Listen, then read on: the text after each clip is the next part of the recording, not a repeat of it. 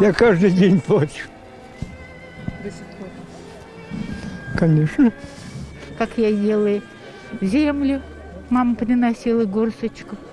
Как иногда делали бульон из столярного клея. Где-то умер от дистрофии в 1942 году в марте. На саночках мы с мамой везли его. В этот день бросает в дрожь не от холода, а от таких воспоминаний. Уходит время и уходят блокадники. Сегодня к памятнику в Дербышках самостоятельно прийти смогли лишь 7. Но сказать спасибо им и тем, кто отстоял Ленинград, пришли десятки казанцев.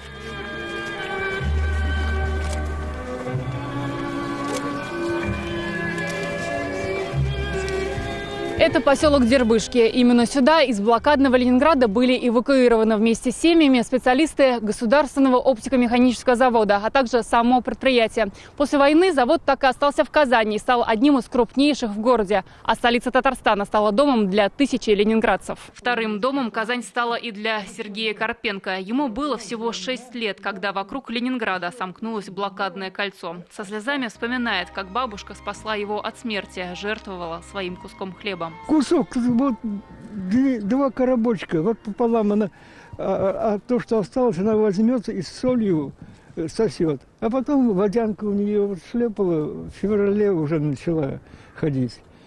И вот умерла. Ольга Лютая рассказывает, как их семью эвакуировали в Дербышке, а после страшных событий они вернулись в Ленинград, чтобы начать жизнь заново. Мать, она всегда говорила, что я вернусь, когда в Ленинград, сейчас, то буду работать. И все силы отдавать для того, чтобы город возродился. В Нурлате остался единственный свидетель тех страшных событий – Минзакия Гарифуллина. Сегодня 87-летнюю блокадницу наградили медалью за доблестный труд.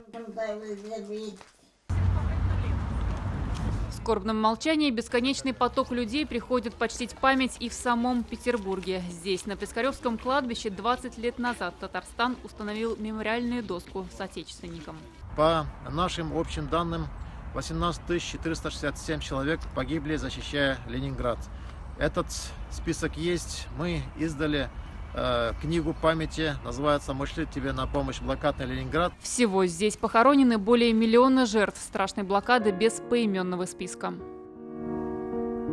Эти раны никогда не затянутся, а боль не утихнет. 8 сентября 1941 года – начало, 27 января 1944 – конец. 872 дня навсегда выбиты у каждого блокадника в сердце. Их в Казани 97 человек.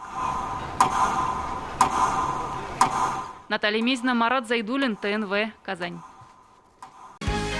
Закажи рекламу на ТНВ. Телефон в Казани 5 705 100.